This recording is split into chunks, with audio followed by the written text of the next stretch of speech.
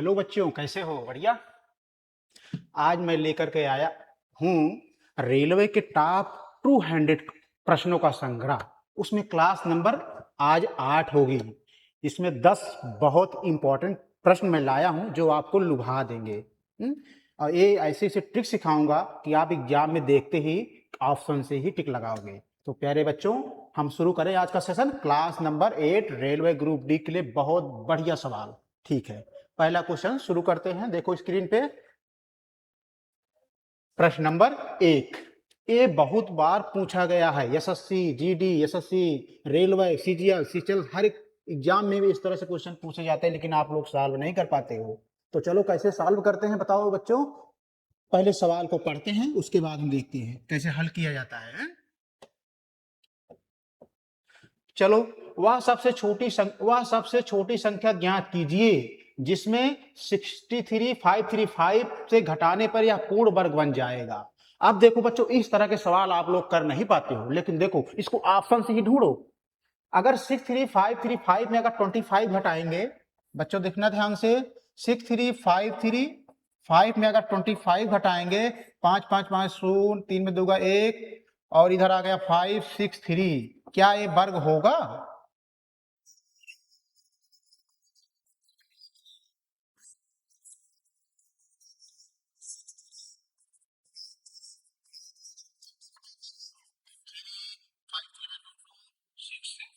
ये भी वर्ग नहीं बनेगा। 63535 में अगर हम 30 घटाते हैं, 5 3 0 5 6 3, ये क्या वर्ग बन जाएगा? नहीं वर्ग बनेगा। तो हम किसमें क्या घटाए? 41 भी घटाते, ये भी नहीं। हम 31 अगर घटाते हैं 63535 में अगर हम 31 घटाएं, 3 में से गए 4, 3 में 3 0, देखो 2 दूना 4, इसको हम पूरे तोड़ेंगे तो 31 का ये क्या पूर्ण वर्ग बन जाएगा। अर्थात हमारा जो क्वेश्चन है वो option D is right answer. समझ पाए कैसे? लास्ट वाला को मैंने 4 देखा, इसका 2 का 2 दूना 4, यानी वर्ग बन गया। तो पूरा संख्या वर्ग बन सकती है, इसलिए किससे वर्ग सकती है? क्या घटाने पर? तो 31 घटाने पर। तो ठीक है, option D is right answer. समझ पाए कि नहीं? चलो बच्चे, इसी तरह क्वेश्चन नंबर 2 पे चलते हैं।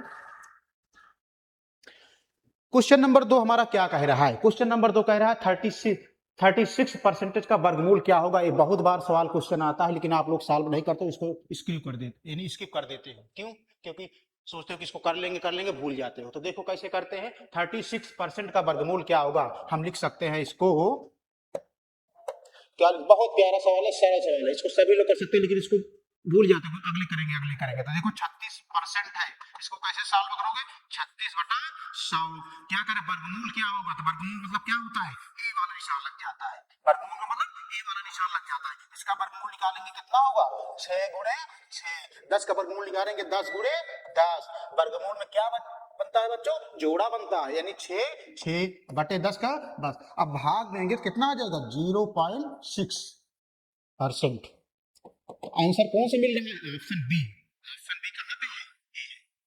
समझ गए बच्चों कि नहीं? ये वाली सवाल आप किसी भी परसेंट का वर्गमूल निकाल सकते हो। जैसे यहाँ पे 40 दे दिया, 50 दे दिया। चलो हम होमवर्क के लिए आपको कर दे रहे हैं 40% का वर्गमूल करके हमें कमेंट बॉक्स में लिख के इसका आंसर बता दीजिएगा। ठीक है, क्वेश्चन नंबर 3 पे चलते हैं हम। क्वेश्चन नंबर 3 पे देखिए, 1000 बार सवाल पूछा जाता है चावल और उसका, चावल के लिए विक्रय मूल्य और क्रय मूल्य के लिए।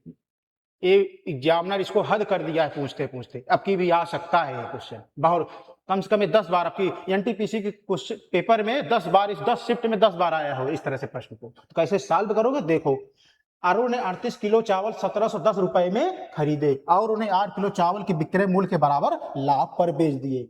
5 किलो चावल का विक्रय मूल्य क्या होगा? बहुत बढ़िया सवाल है, कैसे सॉल्व करोगे? ध्यान से देखो, अरुण ने 38 किलो चावल कितने रुपए में खरीदे? 1710 रुपए में। तो 38 किलो चावल 1710 रुपए में खरीदे और उन्हें 8 किलो चावल के विक्रय मूल्य के बराबर लाभ पर बेच दिए। तो क्या कह रहा है बच्चों? 38 किलो चावल खरीदे, लेकिन 8 किलो चावल के विक्रय मूल्य के बराबर बेच दिए। अर्थात 38 में हम 8 घटा देंगे, कितना आ जाएगा? 30। 30 किसके बराबर बेच रहा है? 1710 के। समझ पाए कि नहीं? तो इसको 0 0 कट गया, तो कितना बचा? 3 पचे 15, 3 सते 21, 21 आ रहे। ये किसके बराबर है 57? हमारा 5 किलो के। किसके बराबर है? 5 केजी के। तो गुणा कर दो 57 इंटू 5, 5 7 35, 5 5 25, 3 28। हमारा आंसर कितना आ गया? 285 इज राइट आंसर। कोई दिक्कत आई बच्चों? समझ पाए कि नहीं इसको कैसे किया? ठीक है, क्वेश्चन नंबर हम 4 पे चलते हैं। क्वेश्चन नंबर 4 क्या कह रहा है बच्चों? देखो ध्यान से देखना इसको। यदि डायरेक्टली प्रोपोर्शनल इनवर्सली प्रोपोर्शनल का प्रश्न आए तो बच्चों आप लोग नहीं कर पाते हो। देखो बहुत शार्ट मेथड से इसको सॉल्व करते हैं। ये लैंग्वेज वाले सवाल अक्सर पूछता है रेलवे, एक नंबर जरूर पूछ लेता है। तो इसको कैसे सॉल्व करोगे? देखो कह रहा है यदि x और y व्युत्क्रमानुपाती है, इनवर्सली पूछ रहा है। देखो एक होता है डायरेक्टली, डायरेक्टली मतलब क्या होता है? डायरेक्टली का मतलब होता है बच्चों x प्रोपोर्शनल y, ये डायरेक्टली होता है। इसको बोलते हैं ऊपर डायरेक्टली प्रोपोर्शनल। ये इनवर्सली व्युत्क्रमानुपाती पूछ रहा है। इसका मतलब क्या पूछ रहा है? x प्रोपोर्शनल 1/y ये पूछ रहा है। हम दोनों वैल्यू बता रहे हैं आपको हैं? तो जैसे x प्रोपोर्शनल y, इसको सॉल्व करो तो x बराबर है, इसको जब हटाएंगे तो एक कांस्टेंट आ जाएगा, एक नियतांक आ जाएगा, जिसको कहते हैं k, मान लो k y है। अब देखो x a y कहां चलाएगा? नीचे चलाएगा, तो हमारा k का मान आ गया a। इस तरह से हमारा ये डायरेक्टली पूछने पे आया, समझ में? अब इसको देखो, अब इसको करोगे तो x बराबर k बटे y। अब इसको सॉल्व करो तो तिरिया गुणा करोगे x y बराबर k, तो हमारा k का मान क्या आया? x y। ये किस ऑप्शन में मिल रहा है? Option D. ये बच्चे बहुत बार पूछते हैं लैंग्वेज में सवाल, आप लोग सॉल्व नहीं कर पाते। तो देखो दो क्वेश्चन लैंग्वेज टाइप में बनते हैं। एक पूछते हैं कि x का डायरेक्टली अनुक्रमानुपाती क्या होगा? अनुक्रमान मतलब डायरेक्टली प्रोपोर्शनल। और व्युत्क्रमानुपाती पूछ रहा है, x और y के व्युत्क्रमानुपाती ज्ञात करो। तो अगर व्युत्क्रमानुपाती पूछे तो a ज्ञात कर लेना, अगर अनुक्रमानुपाती पूछे तो a कॉल करना। ये सॉल्व करने पे संबंध a आएगा और इसको व्युत्क्रमानुपाती का संबंध k बराबर x y आएगा। ये समझ पाए बच्चों की नहीं? क्वेश्चन नंबर हम 5 पे चलते हैं, ध्यान से देखना। देखो क्वेश्चन नंबर 5 बेटा, ये कई बार सवाल पूछा जाता है, ये एग्जाम में इसकी हद हो गई पूछते पूछते। देखो कैसे सॉल्व करते हैं। आपने एक कंसेप्ट सुना होगा कि जैसे x, अगर आप बच्चों अगर कंसेप्ट नहीं जानते तो कंसेप्ट सुन लो कैसे, या दिमाग में बैठा लो। कंसेप्ट होता है x बटे अगर y और भागे y बटे x। इसको क्या लिखते हैं? इसको लिखते हैं x बटे y। जब भाग को हम गुणन करते हैं भाग वाला, तो संख्याएं ऊपर नीचे बदल जाती है, तो क्या हो जाएगा? x बटे y। ये होता है हमारा। तो सेम फार्मूले हम इसको यूज कर लेते हैं। देखो पहले क्या दिया है? 1/12। अब जब भाग है तो इसको गुणा करेंगे तो क्या हो जाएगा? 1/12 है तो 12 ऊपर चला जाएगा, तो 12/1। फिर वही हो जाएगा 12/1। फिर क्या हो जाएगा? 12/1। फिर क्या हो जाएगा? 12/1। ये वाला समझ पाए कि नहीं कैसे रखे? ये नहीं भाई, इसे भाग है तो गुणा करेंगे तो y x ऊपर चला जाएगा, y नीचे चला जाएगा। इसी तरह 1/12 है तो 12 ऊपर चला जाएगा, y नीचे आ जाएगा। अब देखो काटो, 12 से 12 कैंसिल हो जाएगा, तो 12 बराबर में 144। क्या बचा हमारा? 12 बचा। गुणा करो, 12 चौक 48, 12 चौक 48, 4 52, 12 का 12 5 17, 1728। ये किस ऑप्शन में मिल रहा है? Option C is right answer. ये option C is right answer. ये समझ में बच्चों ने, ये एक सवाल दे देता है नंबर आपको। तो क्वेश्चन नंबर हम 6 पे चलते हैं। क्वेश्चन नंबर 6 क्या कह रहा है? ध्यान से देखो बच्चों। क्वेश्चन नंबर, ये सवाल बहुत छोटा प्रश्न है लेकिन बहुत बार आता है, हर एक एग्जाम में सवाल पूछा जाता है, बहुत बार आता है। आपकी कई बार यूपीएसआई में भी पूछा जा चुका है, रेलवे में, यूपीएसआई और रेलवे एग्जाम में बहुत बार पूछा जा। 2018 में तो हद हो गई थी क्वेश्चन की। तो देखो वर्ग का परिमाप, वर्ग है, वर्ग मतलब जिसकी चारों भुजाएं क्या हो? बराबर हों। ये हमारा क्या है बच्चों? वर्ग है। ए। देखो बच्चों, वर्ग का जो परिमाप होता है वो क्या होता है? 4a होता है। जो पैरामीटर होता है, पैरामीटर मतलब क्या होता है? परिमाप। परिमाप जो होता है वर्ग का, वो क्या होता है? वर्ग का परिमाप ये होता है 4a। ये सूत्र है, इसको याद कर लो। वर्ग का परिमाप जो फार्मूला होता है 4a होता है। और जो एरिया होता है, एरिया का मतलब क्या होता है? क्षेत्रफल। वो होता है a² होता है। इसको भी रख लो। जो वर्ग का पैरामीटर होता है वो 4a होता है, जो वर्ग का क्षेत्रफल होता है वो a² होता है। अब देखो क्या दिया? एक वर्ग का परिमाप 336 मीटर है। परिमाप का मतलब क्या दिया है? 4a। 4a बराबर कितना दिया है? 336। तो हमें a का मान निकालना है, तो 336/4। अब भाग दे दो, 4 8 32, 4 4 16, अर्थात एक मान कितना आया? 84 आया। अब पूछा इसका क्षेत्रफल ज्ञात करो, तो क्षेत्रफल का फार्मूला क्या होता है? ए स्क्वायर, तो क्षेत्रफल बराबर ए स्क्वायर, तो एक मान कितना दिया है? 84 का स्क्वायर, क्या हो जाएगा? देखो 84 इंटू 84 करो, 4 4 16, लास्ट में देखो 4 4 16, 4 8 32,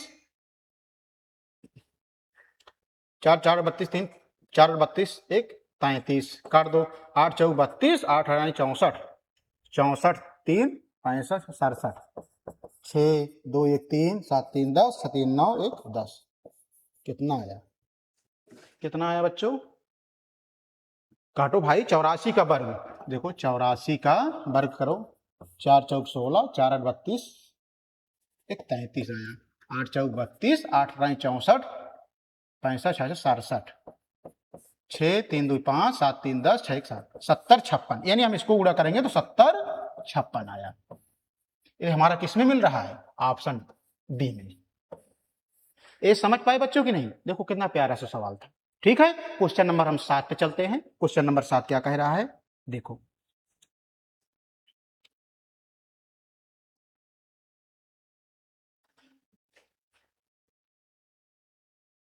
क्वेश्चन नंबर 7 कह रहा है बच्चों, व्यक्ति ए एक काम को 48 मिनट में, बेटा काम, समय, व्यक्ति, एक क्वेश्चन हर एक एग्जाम में पूछे जाते हैं इस टाइप के।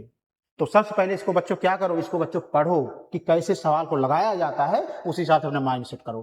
तो व्यक्ति ए एक काम को 48 मिनट में पूरा कर सकता है, जबकि बी उसी काम को 60 मिनट में पूरा कर सकता है। दोनों मिलकर उस काम को पूरा करने में कितना समय लगेंगे? इसका मैं बहुत शार्ट ट्रिक बता रहा हूं आपको। शार्ट ट्रिक देखो, इसका ट्रिक क्या है? शार्ट ट्रिक देखो बेटा, जब भी इस तरह से सवाल पूछे तो देखो इसको हम लिख सकते हैं tan, इसको टी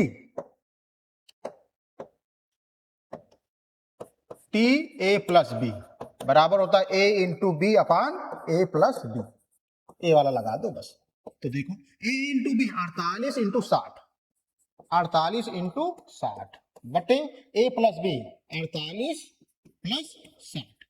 जब भी इस तरह से क्वेश्चन पूछे कि दोनों मिलकर उस काम को कितने समय पूरा कर लेंगे, तो ए वाला टी ए प्लस बी, दो का है, दो का सेगमेंट है। तो देखो 48 गुणे 60, जोड़ो इसको, 8 6 4 10, 108। अब इसको काटो, 12 9 108, 12 पंचे 60, 9 से काट दिया, 3 से काटो, 3 3 9, 3 3 का 9 3 3 6 18, 16 पंचे 80 बटे नीचे कितना बचा है? 3। एक इसमें आया है बेटा, ये आया है हमारा मिनट में। अब इसको देखो 80 में 3 से भाग दो, 3 दूना 6, 8 में 6 गए 2, 3 छंग 18, 10 में 60 गए 2, यानी हम इसको लिख सकते हैं 26 सही 2 बटा 3।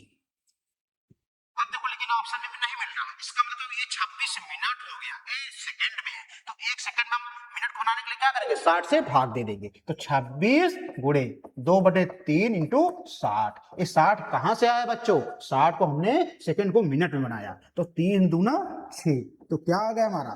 26 मिनट 60 सेकंड।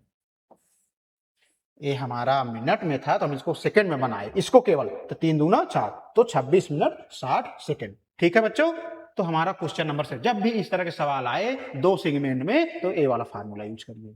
ठीक है, क्वेश्चन नंबर 8 पे चलते हैं। क्वेश्चन नंबर 8 क्या कह रहा है?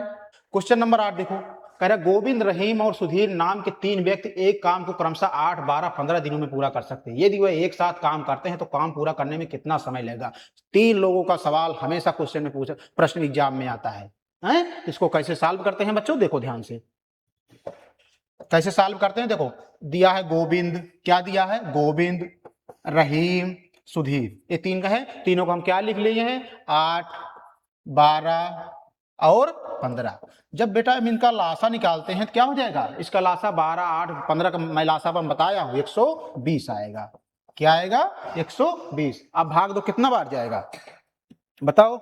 15 बार जाए, 15 8 120। ये 15 कहां से आया? यानी 8 में 120 से भाग दिए तो 15 आया। 12 दहम्मा 120, 15 कितना आएगा 8, 15 अट्ठे 120 कह रहा है। तो पूरा करने वाला लगा समय क्या, यदि वो एक साथ काम करते हैं, तीनों एक साथ काम करते हैं, तीनों का काम, तीनों का काम का मतलब होता है क्या होता है, टोटल कार्य बटे इफिशियंसी, टोटल कार्य बटे इफिशियंसी। टोटल कार्य कितना दिया है 120 है, और इफिशियंसी कितनी है 15, 10 25, 25 8 32, कितना हुआ देखो 15 8 15 10 25, 25 8 33। अब देखो 120 बटे 33 दिन आएगा, लेकिन इसमें ऑप्शन मिल ही नहीं रहा है, तो इसको सरल करो। 2 एकन्नम 2, सॉरी 3 एकन्नम 3, 3 एकन्नम 3, 3 चौ 12, तो हमारा आंसर कितना आया 40 बटे 11 दिन। ये बच्चों समझ में आया कि नहीं आपका। देखो 3 लोग हैं, 3 लोग का नाम मैंने लिख दिया, कितना काम करें, इसका लासा मैंने 120 निकाल लिया। अब इसको जब मैंने भाग दिया 15 बार गया, 10 बार गया, 8 बार, कह रहा है तीनों मिलकर उस काम को कितने दिनों में करेंगे। तीनों को मिलकर काम करने मतलब टोटल कार्य बटे उनकी क्षमता, तो टोटल कार्य कितना निकाल रहे 120 है, उनकी क्षमता कितनी निकालनी है इतना, इन तीनों को जोड़ करके भाग दे दिया, तो आंसर हमारा कितना आया 40 बटे 11 दिन। क्वेश्चन नंबर 9 पे हम चलते हैं। क्वेश्चन नंबर 9 देखो, ये सवाल बहुत पूछे जाते हैं, जो 8वां क्वेश्चन, इसको इंपॉर्टेंट, इसको ध्यान में रख लेना। क्वेश्चन नंबर देखो, पाइप और नल, बहुत बार सवाल पूछे जाते हैं इस तरह से। आप इसको सॉल्व कर पाओगे या नहीं, लेकिन हमारी ट्रिक से आप इसको देखो कैसे सॉल्व करते हैं। आप मिनट सेकंड लगेगा आपको सॉल्व करने में। तो देखो क्या है, दो भरने वाले पाइप ए और बी एक टंकी को 10 घंटे और 15 घंटे में भर सकते हैं। यदि दोनों मिलकर काम करें तो टंकी कितने समय में भर जाएगी। देखो इसमें दो फार्मूले लगेंगे, इसमें इस टाइप प्रश्न में दो फार्मूले लगते हैं, लेकिन कहां लगते हैं, इसमें A plus B upon A B upon A plus B वाला लगेगा। क्यों, क्योंकि इसमें टंकी पानी, वो नल पानी टंकी को खाली नहीं कर रहा है, इसलिए ए माइनस बी वाला नहीं लगेगा। तो देखो इसका फार्मूला क्या होता है, ये होता है आवश्यक समय बराबर होता है एक्स वाई अपान एक्स प्लस वाई। तो जो इसका एक कंसेप्ट याद कर लो,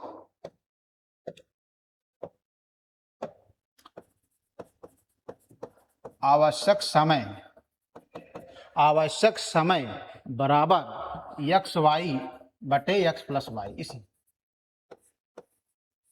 कंसेप्ट है। इसमें दो है। अब देखो कह रहा है, देखो ये समझ पाएंगे नहीं, आवश्यक समय होता है एक्स वाई अपान एक्स प्लस वाई। देखो जब इस तरह के सवाल आए तो इस तरह सवाल पूछे जाते हैं, तो देखो क्या ए और बी, यानी भाई ए बी मान लो चाहे एक्स वाई मान लो, हम तो वही माने जो कंसेप्ट है। हम एक्स वाई जगह आप ए प्लस बी लिख सकते हो, ए बी लिख सकते हो। तो देखो 15 और 10 घंटे दे रहे हैं ना, तो हम इसकी जगह क्या लिख देंगे 15 और 10 बटे 15 प्लस 10, सॉल्व करो 15 इंटू 10, 15 10 25, 55 25, 5 3 15, 5 दूना 10, कितना आ जाएगा सर 3 दूना 6 आवर्स। ये समझ पाए कि नहीं। देखो कितना प्यारा सा क्वेश्चन है, ट्रिक से देखो एक्स वाई अपान एक्स प्लस वाई। यदि इसमें कह देता कि यदि एक नल खाली कर रहा है तो क्या कर देते यहाँ पे माइनस कर देते, एक्स माइनस वाई। अगले प्रश्न में हम उसको दिखाते हैं। चलो देखो क्वेश्चन नंबर 10 क्या कह रहा है, पाइप ए एक टंकी को 768 मिनट में भर सकता है और पाइप बी उसी टंकी को 960 मिनट में खाली कर सकता है। ए खाली कर सकता है, आ गया ना, 960 मिनट में खाली कर सकता है। यदि दोनों पाइप को एक साथ खोल दिया जाए तो टैंक को भरने में कितने घंटे लगेंगे। तो जो समय होता है आवश्यक समय, कंसेप्ट ध्यान लो, जो आवश्यक समय है वो क्या है एक्स वाई अपान, हम पहले एक्स प्लस वाई लिखते थे, क्यों, क्योंकि उसमें खाली करने का ऐसा कोई रोल नहीं रहता, लेकिन इसमें खाली कर रहा है तो क्या लिख देंगे यहाँ पे एक्स माइनस वाई, इसको फार्मूले को लगाएंगे। अब देखो एक्स वाई यानी 768 इंटू 960 बटे एक्स वाई 768, अब क्या है 960, समझ पाए कि नहीं। देखो 768 इंटू 960 बटे 960 में 10 में 60 गए 2, इधर आ गया कितना 15 में 6 गए 9, 192, निगेटिव नहीं होता इसमें। अब काटो इसको, कितने बार जाएगा, अगर हम 2 से काटे तो 2 9 18, 2 6 12, 2 चौक 8, 2 8 16 0, 12 अट्ठे 96, 12 चौक 48, 8 पंचे 40, यानी हमारा कितना आ गया 768 इंटू 5 आ गया, कितना आया हमारा 768 इंटू 5, लेकिन ये किस में आ रहा है, मिनट में आ रहा है। तो 1 मिनट में कितने घंटे होते हैं? अगर हम मिनट में हैं तो 1 घंटे में कितने मिनट होते हैं, 60। हम क्या करेंगे, गुणा नहीं करेंगे, 60 से हम भाग दे देंगे। क्या करेंगे हम इस मिनट में है, मिनट को घंटे में बनाने के लिए हम क्या करेंगे, 60 से भाग दे देंगे। तो करो, 5 कन्नम 5, 5 दूना 10, 12 बार कट गया। तो 768 को 12 से काटो, 12 छंग 72, 6 में 2 गए 4, 12 चौक 48। तो कितना आ गया हमारा, 64 आवर्स। ये हमारा आंसर। इस तरह से बच्चों आज का क्लास नंबर 8 का जो सेशन है आरआरबी ग्रुप डी वाला समाप्त हो जाता है। यदि आपको वीडियो पसंद आया हो तो लाइक और सब्सक्राइब करना मत भूलिएगा। ये बढ़िया सवाल आज थे, समझ में आए बच्चों की नहीं? अगर जो बच्चों को ना समझ में आया हो वो हमारे कमेंट बॉक्स में डाल दीजिएगा, कल मैं उसका उत्तर जरूर दे दूंगा। और जहां ना समझ में आए आप मुझे एक बार क्लियरली बता दीजिएगा, ठीक है? हमारे बच्चों हमारे यूट्यूब को लाइक और वीडियो को लाइक और सब्सक्राइब करना मत भूलिएगा, ठीक है? बाय बाय, कल मिलते हैं क्लास नंबर 9 पे, ठीक है? Bye bye.